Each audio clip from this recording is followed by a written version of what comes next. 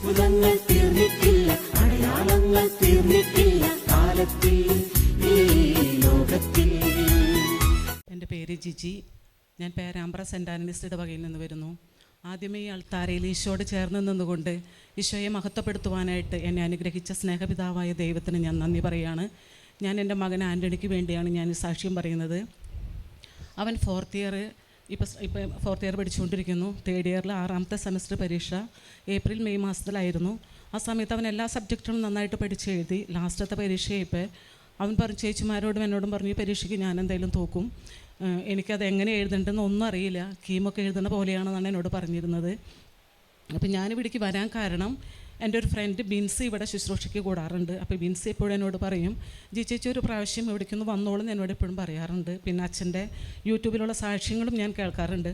അങ്ങനെയാണ് ഞാനിവിടെ വന്നത്.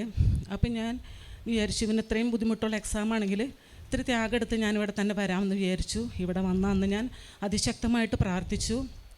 അവൻ ആ പരീക്ഷയിൽ പാസ്സായി കഴിഞ്ഞാൽ ഞാനിവിടെ ഈശോയെ മഹത്വപ്പെടുത്തിക്കൊള്ളാമെന്ന് ഞാൻ നേർന്നിട്ടുണ്ടായിരുന്നു. എത്രയും നേരത്തെ തന്നെ ഈ പ്രാവശ്യം അവൻ്റെ റിസൾട്ട് വന്നു. എല്ലാ പരീക്ഷയിലും, പ്രത്യേകിച്ച് ആ പരീക്ഷയിലും ദൈവം അവനെ പാസ്സാക്കി തന്ന് അനുഗ്രഹിച്ചു.